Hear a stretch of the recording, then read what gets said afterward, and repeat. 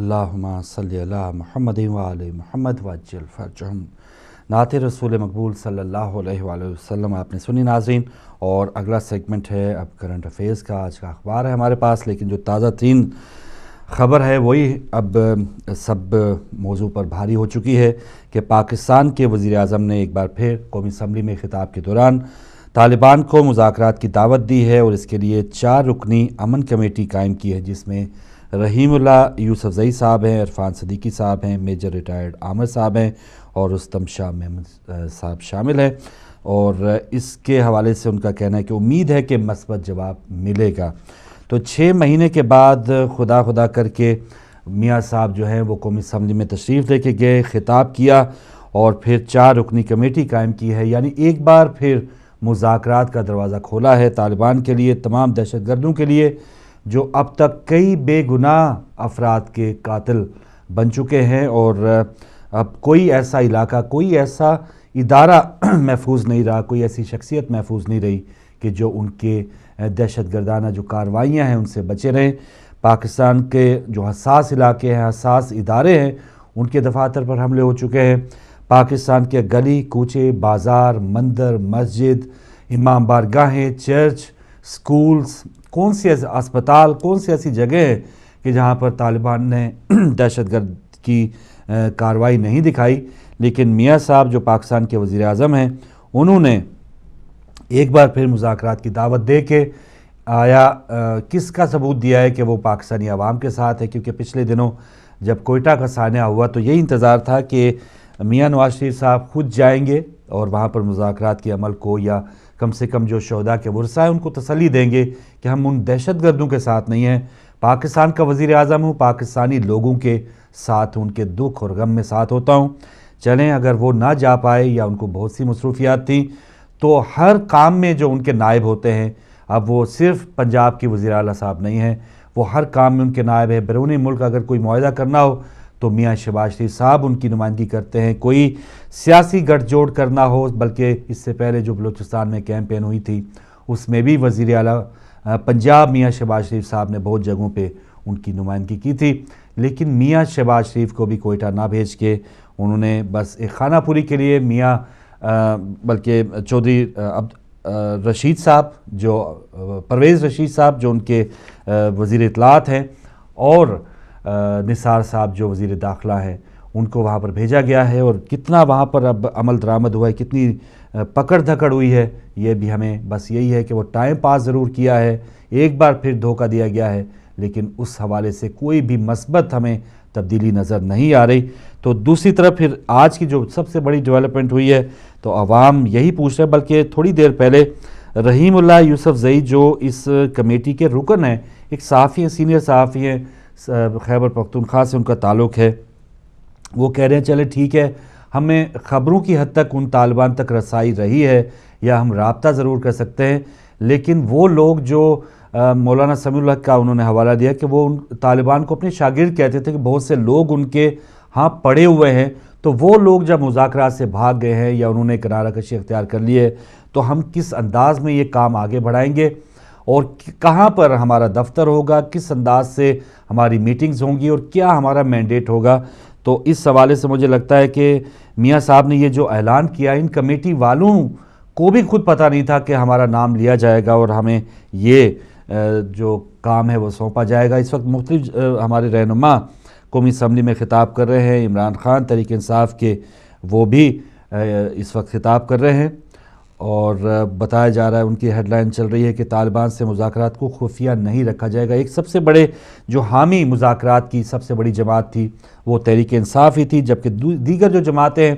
Peoples party کا ابھی تک سٹانس سامنے نہیں آیا کہ وہ آیا اس 4 رکنی کمیٹی کو وہ کس طرح دیکھ رہے ہیں، یا اس مرحلے کو وہ جو مذاکرات کی دوبارہ دعوت دی گئی ہے پیپلز پارٹی کس انداز میں دیکھ رہی ہے، ایم کیو ایم کس انداز میں دیکھ رہی ہے۔ لیکن سب سے بڑی جو حمایتی مذاکرات کی یا طالبان کی دوسری الفاظ میں اگر حمایتی بات کی جائے تو وہ تحریک انصاف ہی رہی ہے، جنہوں نے دفاتر کی بات کی ہے، جنہوں نے بہت ایک ایکشن کو یا آپریشن کو بالکل مشکل اور ایک بہت اس انداز میں کہ یہ تمام معاملہ جو حل ہوگا تو ہوگا مذاکرات سے ہی حل ہوگا، آپریشن کو بالکل انہوں نے خارج امکان قرار دیا تھا۔ تو اس پر اب ان کو پوری حمایت حاصل ہے. تحریک انصاف اور نون لیگ کا سٹانس ایک ہے, اور یہاں پر اب جو صورتحال ہے دیکھتے ہیں کہ اس میں کتنی ڈیولپمنٹ ہوتی ہے اور کتنے عرصے تک یہ ٹال مٹول چلتے ہیں. آپ کو یاد ہے جون میں وزیر اعظم نواز شریف صاحب کی حکومت آئی, اس کے بعد 3-4 مہینے کے بعد APC ہوئی, آل پارٹیز کانفرنس ہوئی. اس کے بعد آپ دیکھ لیں سپٹمبر میں آل پارٹیز کانفرنس ہوئی ہے, اور پھر اب 29 جنوری, یہ بھی اب جنوری کا مہینہ بھی اپنے اختتام پہ پہنچ رہا ہے. تو اس سے آپ اندازہ لگا لیں کہ ایک لمبی ڈھیل دینا یا ٹال مٹول کرنا, سزاؤں پہ عمل درآمد وہ نہیں ہو رہا. پاکستان کا کوئی بھی, آج بھی کراچی میں صبح دھماکے ہوئے ہیں اور جس میں 3 اہلکار بھی شہید ہو گئے. تو کوئی ایسا علاقہ, اور حالانکہ کراچی میں آپریشن بھی ہو رہا ہے, اور کس انداز میں آپریشن ہو رہا ہے کہ چند لوگوں کو پکڑ دھکڑ کے یا منہ پہ غلاف ڈال کے وہ تو لایا جاتا ہے, لیکن کسی کو سزا دی نہیں جاتی. تو جہاں پر آپریشن ہو رہا ہے وہ نام نہاد آپریشن ہو رہا ہے, کوئی اس میں ڈیولپمنٹ نظر نہیں آ رہی. 120 160 اتنا بتایا جاتا ہے کہ اتنے لوگ گرفتار ہوئے ہیں, لیکن امن و امان کی جو صورتحال ہے وہ بہت ہی ناقص اور بہت ہی ایسی تسلی بخش نہیں ہے کہ عام جو شہری ہے وہ بھی سکھ کا سانس لے پائے. تو یہ تو کراچی کی آج کی صورتحال ہے. دیگر پاکستان کے علاقوں میں رات تک شام تک کیا کیا خدا نخواستہ ثانیات ہوتے ہیں, حادثات ہوتے ہیں, اس کا بھی سب لوگ جو ہیں اس کو اب عادی ہو چکے ہیں کہ کوئی نہ کوئی خبر ہمیں ضرور ملے گی. تو ان حالات میں یہ 4 رکنی کمیٹی جو ہے وہ کتنا ٹائم گین کرے گی یا ان کو ٹائم دے گی طالبان کو, اب یہ سمجھ نہیں آ رہا کہ اب یہ صورتحال کس طرح سے سمٹے گی. اور یہاں پر فوج, کل بھی آرمی چیف راحیل شریف صاحب کی ملاقات ہوئی تھی نواز شریف صاحب سے, تو یہاں پر یہ بھی ایک اہم ترین ایشو ہوگا کہ فوج ان تمام صورتحال کو کس انداز میں دیکھ رہی ہے, کہ آیا وہ مطمئن ہے, وہ دوبارہ انتظار کرے گی کہ انہی کے بہت سے کافروں پہ حملے ہو چکے ہیں, بہت سے بڑے بڑے افسران شہید ہو چکے ہیں, بہت سے اہلکار پاک فوج کے شہید ہو چکے ہیں. تو پھر یہاں پر اس 4 رکنی کمیٹی کو قائم کرنے کے بعد اب فوج کہاں کھڑی ہے, اور امید لگ تو یہی رہا ہے کہ شاید کل یا تو نواز شریف صاحب نے دوبارہ فوج سے ٹائم مانگا ہے یا ٹائم دے دیا ہے. اس پر یہ بھی اب سمجھ نہیں آ رہی فوج کے حوالے سے ہمیں یا عام پاکستانیوں کو, کہ آیا فوج جو ہے وہ مکمل طور پہ حکومت کا ساتھ دے رہی ہے یا کب تک دے گی, یا کتنے فوج کے اندر ہی اس حوالے سے کچھ احساسات پائے جاتے ہیں, اس کے خلاف احساسات پائے جاتے ہیں, کیونکہ ان کے اپنے ساتھی جب شہید ہو رہے ہیں تو پھر فوج جو ہے وہ اتنا انتظار کرنا وہ اس کے متحمل نہیں ہو سکتی. تو یہ کتنا انتظار فوج کر سکتی ہے؟ ہمیں عام عوام کو وہ تو ایک لولی پاپ دے کے یا ایک بس ایک بیان آ گیا, لیجیے جی اب کمیٹی بنا دی گئی ہے, اور آپ کو یاد ہے کہ کمیٹی کا جو ورڈ ہے کہ یہ اس کام کے لیے کمیٹی بنا دینا, تو یہ سمجھے کہ وہ سب سے ایک بہت ہی بری ترین صورتحال پہ وہ مسئلہ ہی پہنچ چکا ہے, کیونکہ ہماری کبھی بھی کسی کمیٹی نے کوئی کام نہیں کیا, اور یہاں پر یہ کمیٹی طالبان سے کس انداز میں مذاکرات کے لیے ان کو آمادہ کرے گی. اور کل کلاں اگر ڈرون حملہ ہو گیا تو پھر اس پر یہ تمام مذاکراتی عمل کہاں جائے گا؟ سرتاج عزیز اس وقت امریکہ میں ہیں, خواجہ آصف امریکہ میں ہیں, تو کیا کل جو سینیٹر کیری سے ان کی ملاقات ہوئی تھی انہوں نے یہ تسلی لی ہے امریکہ سے کہ وہ ان دنوں تک کم سے کم یہ مہینہ 2 مہینے جب تک یہ کمیٹی کا کھیل حکومت کھیلے گی تو اس وقت تک کوئی ڈرون حملہ نہیں ہوگا؟ کیونکہ ڈرون حملہ ہوگا تو یہ تمام کمیٹیاں تہس نہس ہوں گی, دوبارہ طالبان وہ غصے میں آئیں گے, یہ ہمارے حکمران سکتے میں آئیں گے, اور پھر یہ کھیل کا کھیل وہیں پہ رہ جائے گا, اور جو نزلہ گرے گا یا جو مشکلات میں آئیں گے وہ بیچارے عام پاکستانی ہیں, کیونکہ ایک طرف حکومت ہے, حکمران بالکل محفوظ ہیں, اور دوسری طرف وہ جانور ہیں جن کا ٹھکانہ ہی جنگل ہے, وہ آرام سے وہیں پہ رہتے ہیں, قیام کرتے ہیں, لیکن جن کے بال بچے ہیں, جن کی روزی روٹی کا جنہوں نے بندوبست کرنا ہے, سب سے زیادہ مشکلات میں تو وہ ہیں. اب دیکھتے ہیں ان کی مشکلات کب حل ہوتی ہیں. ہمارے حکمرانوں نے اور ٹائم دے دیا ہے, انہوں نے ٹائم لے لیا ہے, اب اس کا فائدہ کیا ہوگا؟ تھوڑی دیر میں جب آپ کی کالز کھولیں گے آپ ضرور بات کیجیے گا. سید منور حسن جو جماعت اسلامی کے رہنما ہیں, ان کے بیانات, اور بہت سے ایسے لوگوں کے جب بیانات آ رہے ہیں تو بہت سے ان کے چہروں پر سے نقاب اتر رہے ہیں, ان کی اصل حقیقت سب کے سامنے آ رہی ہے. ایک کل ان کا بیان ہے, ویسے تو جانوروں کو شہید قرار دینا, پاک فوج کے جو شاد تھے ان پر سوال نشان اٹھانا, اور الٹا دہشت گردوں کو شہید قرار دینا, اس قسم کے بیانات تو انہوں نے سنے. ایک جو سب سے بڑے دہشت گرد اور ہزاروں لوگ جو ہیں وہ ان کے ہاتھ ان کے خون سے رنگے ہوئے تھے, اسامہ بن لادن سے متعلق سید منور حسن کا کہنا ہے کہ ان جیسے اسامہ بن لادن جیسے لوگ مرتے نہیں، لوگوں کے دلوں میں زندہ رہتے ہیں۔ تو یعنی اسامہ بن لادن جو ہیں وہ بھی ان کی نظر میں شہید ہیں، بے شک وہ کسی پالیسی کے یا بے گناہ افراد کی جو بھی جان لینے والے کسی بھی مقصد کے لیے وہ اپنے مشن پہ تھے یا امریکہ کی پالیسی کے خلاف وہ کام کر رہے تھے، لیکن اسلام اجازت قطعاً نہیں دیتا کہ بے گناہ افراد، بے گناہ انسانوں کو قتل کیا جائے۔ اسلام میں تو جنگیں بھی ہوئی ہیں، انہی کے ساتھ جنگ کی گئی ہے جو ان کے مد مقابل آیا ہے۔ تو یہ کون سا اسلام تھا جو اسامہ بن لادن پھیلا رہے ہیں، اور کون سے لوگ ہیں پاکستان میں کہ جن کے دلوں میں اسامہ بن لادن سید منور حسن سمیت جو زندہ ہیں ان کے دلوں میں، تو ظاہر ہے ان کے دل میں وہ بھی زندہ ہیں، حکیم اللہ محسود بھی زندہ ہے، جو بھی دہشت گرد ہیں وہ ان کے دلوں میں زندہ ہیں۔ زندہ نہیں ہیں تو وہ جو پاک فوج کے جوان ہیں، جو عام شہری ہیں، جو بچے ہیں، جو مساجد میں شہید ہونے والے ہیں، وہ ان کی نظر میں زندہ نہیں ہیں، زندہ ہیں تو ہزاروں افراد کا جو قاتل ہے وہ زندہ ہے، دہشت گرد زندہ ہے۔ تو یہ آپ اندازہ لگا سکتے ہیں۔ اور اب آہستہ آہستہ جو عام سادہ لو انسان ہیں، ہم پورا لیبل تھوپ دیتے ہیں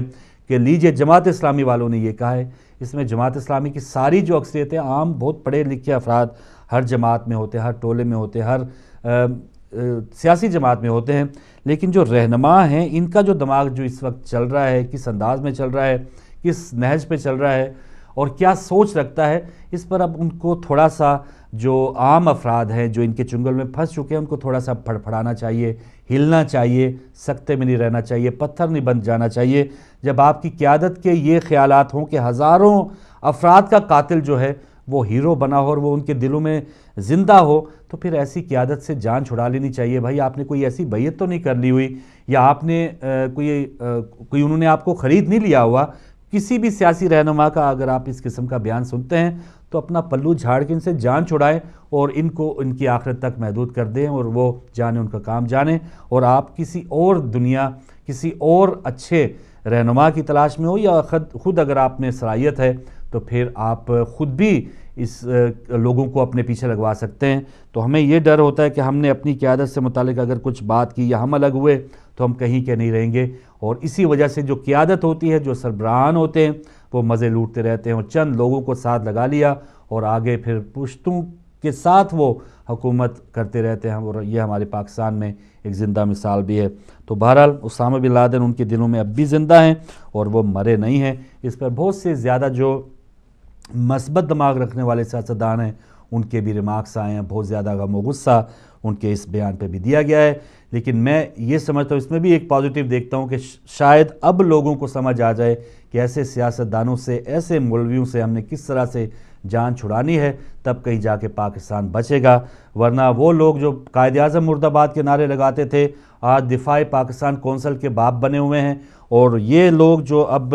جن کو اب کوئی کھانے دینے کے لیے، اب جو پہلے امریکہ میں جو ان کو سپورٹ ملتی تھی، طالبان کی سپورٹ ملتی تھی جب افغانستان جہاد تھا، جب انڈیا میں جو بارڈر جو ہے وہ سیکور نہیں تھا، یہ مختلف لشکر بھیجتے تھے، جب ان کو پوری ایک بندوبست ملتا تھا تب تو یہ بالکل صحیح جا رہے تھے، فوج بھی صحیح تھی، حکمران بھی صحیح تھے۔ مشرف صاحب جب آئے تھے اسی وقت یہ جماعت اسلامی اور تمام جماعت MMA کے نام پہ یہ سب ان کے ساتھ تھے، لیکن اب جو ہے فوج کا کوئی فوجی جوان شہید ہوتا ہے تو وہ شہید بھی نہیں ہے، اور جو دہشت گرد ہے وہ ان کے لیے زندہ ہیں۔ تو آپ دیکھ لیں کہ کس انداز میں سٹانس بدلتے ہیں، اور کس انداز میں جب ان کے اپنے پیٹ میں کچھ نہیں جاتا تو یہ کس قسم کی آگ بگولا ہو جاتے ہیں، اور یہ کسی کے نہیں رہتے۔ تو ایسے لوگوں سے عام عوام کو، عام شہروں کو ضرور بچنا چاہیے، اور 21ویں صدی میں اگر اب بھی آپ نے ہوش کے ناخن نہیں لیے، ایسے لوگ ہمیں استعمال کرتے رہے تو یہ ہم سے پھر اور بدتر اور کون شخص ہوگا۔ ہم تو شاید بہت سے ایسے جانوروں سے بھی رہ جائیں گے کہ جن کی نظر میں بلکہ ان کی نظر میں وہ جانور بھی بہت اونچے درجے کے حامل ہیں اور وہ بہت ہی عزیز ترین ہیں انہیں۔ تو یہ منور حسن کا ایک بیان تھا۔ کراچی میں دھماکوں کی بات میں نے کر دی، جو تازہ ترین خبر تھی۔ عمران خان خطاب کر رہے ہیں، وہ تھوڑا سا مطمئن ہوں گے، چلے تھوڑا سا مذاکرات کا عمل تیز ہوگا یا آگے بڑھے گی یا ٹائم ملے گا، کیونکہ وہ بھی مذاکرات کی حامی ہیں۔ جو آج کے یہاں اخبارات میں کچھ ہیڈ لائن ہے وہ میں آپ کو بتا دوں۔ پاک امریکہ مشترکہ اعلامیہ سرتاج عزیز سے متعلق، کیونکہ وہ امریکہ میں ہے تو ایک ہیڈ لائن چھپی ہے کہ افغان طالبان سیاسی عمل میں شامل ہوں۔ نواز شریف صاحب اور پرویز خٹک صاحب کی ملاقات ہو ہی گئی ہے۔ پرویز خٹک صاحب پچھلے دنوں، پرویز خٹک صاحب وہ ہیں خیبر پختونخوا کے وزیر اعلیٰ ہیں اور تحریک انصاف کے رہنما ہیں۔ تو ان کا ایک کافی عرصے سے شکوہ تھا کہ نواز شریف صاحب ان کا فون بھی نہیں اٹھاتے، ان سے بات بھی نہیں کرتے. تو بہرحال کل جو ہے اسلام آباد میں خیبر پختونخوا کے وزیر اعلیٰ کی ملاقات ہوئی ہے، اور ان کا کہنا ہے کہ امن چاہتے ہیں، سب کو ساتھ لے کر چلیں گے. نواز شریف طالبان کے ساتھ مذاکرات کا اختیار دیا جائے، یہ شوکت خٹک کو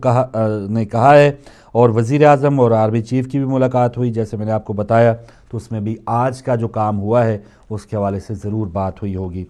پشاور کی ایک اور خبر ہے، ملالہ کی کتاب کی تقریب رونمائی روک دی گئی ہے، اور وہاں کے صوبائی وزیر کا کہنا ہے کیونکہ یہ ایک سیکیورٹی کا مسئلہ تھا اس لیے کتاب کی رونمائی روکی ہے. اور دوسری طرف جو ان کے مخالفین، ان کا کہنا ہے کہ یہ سراسر زیادتی ہے، کیونکہ وہاں پر بہت سی ایسی کتابوں کی رونمائی ہو چکی ہے، اور ملالہ سے متعلق عمران خان کا جو رویہ ہے یا ان کا جو سٹانس ہے، ان کے جو بیانات ہیں کافی مثبت ہے، لیکن انہی کی جماعت کے بہت سے لوگ جو ہیں وہ ملالہ کو بھی، کیونکہ جب طالبان کے خلاف کوئی بھی آئے گا وہ ان کو بھائے گا نہیں، تو بہت سے ایسے لوگ تحریک انصاف میں بھی ہیں کہ جو ملالہ یوسفزئی اور عمران خان نے خود کہا جب اعتزاز حسن شہید ہوئے کہ وہ ان کے گھر کیوں نہیں گئے. پرویز خٹک صاحب جو ہے انہوں نے جانا وہاں پر گوارہ نہیں کیا کہ اگر میں اعتزاز حسن کے ہاں جاؤں گا جنہوں نے 500 سے لے کے 1000 بچوں کی جانیں بچائی ہیں تو شاید طالبان نہ ناراض ہو جائے. تو ایسے تو ہمارے وہ رہنما ہیں کہ ان کو سب پتہ ہے کہ یہاں جانے سے کون ناراض ہوگا، تو بہت ہی پھونک پھونک کے قدم اٹھاتے ہیں. تو یہاں پر عمران خان کا سٹانس ملالہ سے متعلق، اعتزاز سے متعلق وہ الگ ہے. تحریک انصاف کے جو اس وقت کے رہنما پشاور میں، خیبر پختونخوا میں، وہ بالکل ان سے الگ جا رہے ہیں. اوورسیز پاکستانیوں کے شناختی کارڈ کیسز تیزی سے نمٹائے جا رہے ہیں، یہ ایک خبر چھپی ہے. اور برمنگھم، بریڈفورڈ، مانچسٹر میں نادرہ کا عملہ تعینات ہے. بلیغ الرحمان کا ایک بیان چھپا ہے. جنوری میں انگلینڈ میں شناختی کارڈ کے 1,36,638 کیسز پروسیس کیے گئے. تو یہ وزیر مملکت برائے داخلہ بلیغ الرحمان صاحب جو ہے ان کا یہ کہنا تھا کہ اوورسیز پاکستانیوں کے شناختی کارڈ جو ہیں وہ تیزی سے بن رہے ہیں. اب کتنا اس میں سچائی ہے یہ تو کوئی وہاں پر گیا ہو تو وہ بتا سکتا ہے. جی، اور اس کے علاوہ کیونکہ ایک خبر میں نے اور بھی اس پیج پہ آپ کے لیے چنی تھی کہ پرویز رشید صاحب کا بیان کہ طالبان کے لیے نرم گوشہ رکھنے والوں سے باز پرس ہونی چاہیے. کیونکہ کل کے آپ میں اخبارات میں آپ دیکھا ہوگا کہ صدر ممنون صاحب کہہ رہے ہیں کہ آپریشن ہونا چاہیے. عوام کو تھوڑا سا چکمہ دینے کے لیے سیاستدان ان کا بہت بہترین ہوم ورک ہوتا ہے. یہ ہمارے اور آپ جیسے نہیں ہوتے کہ بس اٹھے اور بس کوئی بھی بات کہہ دی. یہ پورا جب ان کی میٹنگز ہوتی ہیں، نون لیگ کی پارلیمانی کمیٹی، ان کو سٹانس، ان کو اہداف دی جاتے ہیں، بھائی آپ نے اس انداز میں بولنا ہے، اس انداز میں بولنا ہے، آپ نے فلاں کو ناراض کر لینا ہے، فلاں سے ٹاک شو میں ادھر جانا ہے، الجھ جانا ہے، اور فلاں جو طبقہ ہے اس کو آپ نے ناراض نہیں کرنا. تو یہ میٹنگز ان کی ہوتی ہے. پرویز رشید صاحب دیکھیں کہ وہ کیا کہہ رہے ہیں کہ طالبان کے لیے نرم گوشہ رکھنے والوں سے باز پرس ہونی چاہیے. تو آج ان کے وزیر اعظم سے بڑھ کے طالبان کے لیے نرم گوشہ کن کیا ہوگا جنہوں نے رکھا ہوا ہے. تو پھر باز پرس سب سے پہلے تو نواز شریف صاحب سے ہونی چاہیے، یا پوری نون لیگ سے باز پرس ہونی چاہیے، پوری تحریک انصاف سے باز پرس ہونی چاہیے. تو یہ ہم جیسوں کے لیے کہ کچھ لوگ جو نہیں چاہتے کہ اتنا زیادہ ٹائم دیا جائے، دہشت گردوں کو ہم بالکل آزادانہ طور پہ بغیر کسی ڈر کے دہشت گرد کہتے ہیں، تو ان کی آنکھوں میں مٹی ڈالنے کے لیے اس قسم کے بیانات دیے جاتے ہیں. اور کہہ رہے ہیں کہ شدت پسندوں کے خلاف کھل کر بولنا اور دہشت گردوں کے خلاف عوام اور حکومت کو متحد ہونا ہوگا. عوام متحد ہے سر، لیکن جو حکومت ہے وہ متحد نہیں ہے، اور حکومت جو ہے وہ ٹال مٹول کیے جا رہی ہے، اور وہ ان کو ٹائم پہ ٹائم دیے جا رہی ہے. آل پارٹیز کانفرنس ہوگی، پارٹی بنا دی، کمیٹیاں بنا دی، پہلے چند لوگوں کو آپ نے چنا، ان کو بعد میں نکال دیا، ان کا فون بھی نہیں اٹھایا. وہ کہہ رہے ہیں کہ ہمارا فون بھی نہیں اٹھایا. مولانا سمیع الحق کا کہنا تھا کہ آپ نے مجھے ایک کام تفویض کیا تھا لیکن بعد میں میرا فون تک نہیں اٹھایا. بعد میں آج 4 رکنی کمیٹی بنا دی ہے، ان کے ساتھ کیا سلوک ہوگا یا کس انداز میں یہ کمیٹی کام کرے گی. تو یہ عجیب و غریب کھیل ہے، سمجھ سے باہر ہے. اب مجھے امید ہے کہ ہم شاید بریک پہ جائیں گے، بریک کے بعد آپ کی کالز لیں گے تاکہ نان سٹاپ آپ سے بات کریں اور آپ کی کچھ بھی رکاوٹ نہ آئے. تو جیسے مجھے بھائی بتائیں گے بریک کرنی ہے یا آپ کی کالز ہم کھولیں گے تو پھر اسی کی طرف جائیں گے. آج کا ویسے ہمارا ٹاپک ہے اور پھر مذاکرات، اور یہ بھی جیسے ایک پچھلے دنوں بھی ہم بات کر رہے تھے، تو یہ ایسا ہی ہے کہ مذاکرات بنا ہوا ہے. مذاق یعنی ایک قسم کی ایک جوک بنا ہوا ہے ہمارا یہ پاکستان کے لیے. مذاکرات کا یہ जो पूरा प्रोसेस है कि हमने ये क्या करना है, मजाक करना है आवाम से या उनसे वाकई मुज़ाकरात करने हैं, तो ये अजीब व गरीब खेल है। हर कोई भी आया है पाकिस्तान में, कोई भी हुक्मरान आया है, उन्होंने पाकिस्तानी अवाम से मजाक तो ज़रूर किया है, लेकिन मुज़ाकरात कहीं और करते रहे हैं और अपने काम को और आगे बढ़ाते रहे हैं। सन 47 में पाकिस्तान एक इस्लाम के नाम पे बना था, लेकिन कितना इस्लाम पाकिस्तान पे या पाकिस्तानियों पे असर कर रहा है या हमें इस्लाम से रग़बत हुई है, वो इस्लाम जो तालिबान का इस्लाम है, वो इस्लाम जो हमें वो कह रहे हैं कि वो हम भी उनको फॉलो करें, हम भी किसी किस्म के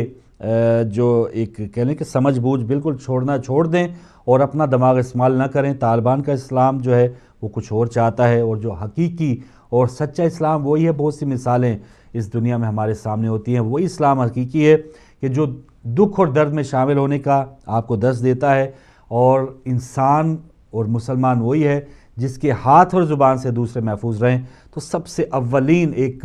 नुस्खा, ये एक पहचान का एक हमें फार्मूला दे दिया है नबी करीम सल्लल्लाहु अलैहि वसल्लम ने कि अगर आपने परख करनी है, पहचान करनी कि कौन मुसलमान है कौन नहीं, तो ये देख लें कि अगर उसकी ज़ुबान और हाथ से दूसरे महफूज हैं तो ये मुसलमान है, और अगर महफूज नहीं है तो ये सीधे सीधे दहशतगर्द हैं, काफिर हैं। तो इस पर हम सब अगर नज़र दौड़ाएं और ये थोड़ा सा हम चेक कर लें कि कौन ऐसे लोग हैं कि जो ज़ुबान से भी दुरेग नहीं करते किसी को तकलीफ़ पहुँचाना, और हाथ से क्या असले उठाए हुए हैं और गर्दनों पे गर्दनें उतार रहे हैं।